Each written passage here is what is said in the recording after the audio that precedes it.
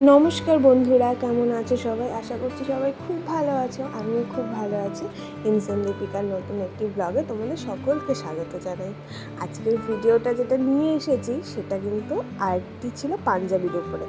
তোমাদেরকে আগেই বলেছিলাম যে আগের পাঞ্জাবির উপরে কাজ করাটা যদি আমার হাজব্যান্ডের ভালো লাগে তবে আমি ওর জন্য পুজোয় আরেকটি পাঞ্জাবি করে দেবো।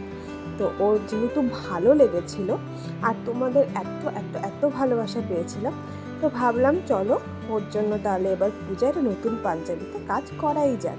তাই একটু আইডিয়া নেওয়ার জন্য চলে গেছিলাম সোশ্যাল সাইডে।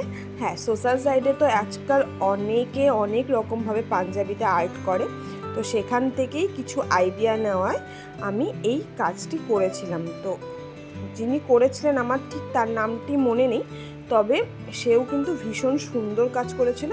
আর তাকে দেখেই তার কাজ দেখেই আমার এই কাজটি করা। তবে নিজের কিছু কিছু হয়তো একটু চেঞ্জ করেছি, মানে আমি তো তার মতো প্রফেশনাল নই, তবে আমি আমার মতো করে চেষ্টা করেছি।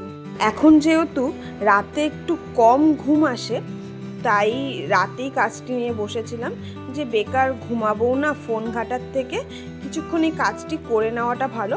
তবে টোটাল কাজটা কিন্তু রাতে হয়নি, রাত ও দিন মিলিয়ে আমার বেশ খানিক টাইম লেগে গেছিলো।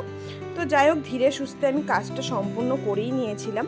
যেহেতু অষ্টমীর দিন ওকে পরাবো এই পাঞ্জাবিটা, সেই জন্য কিন্তু আমি ষষ্ঠীর দিন এই কাজটা করেছিলাম কমপ্লিট। তো যাই হোক, তোমাদের কেমন লেগেছে তোমরা জানিও।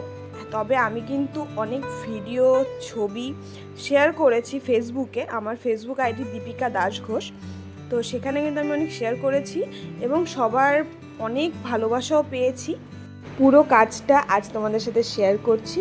তোমাদের কেমন লাগছে অবশ্যই অবশ্যই জানিও। আর ভালো লাগলে একটা লাইক কমেন্ট শেয়ার করে দিও। আর প্লিজ প্লিজ প্লিজ সাবস্ক্রাইব করতে ভুলে যেও না। আর ফেসবুক থেকে দেখে থাকলে একটা ফলো করে দিও। আসবো আরও অনেক নতুন ব্লগ নিয়ে। আজকের মতো টাটা।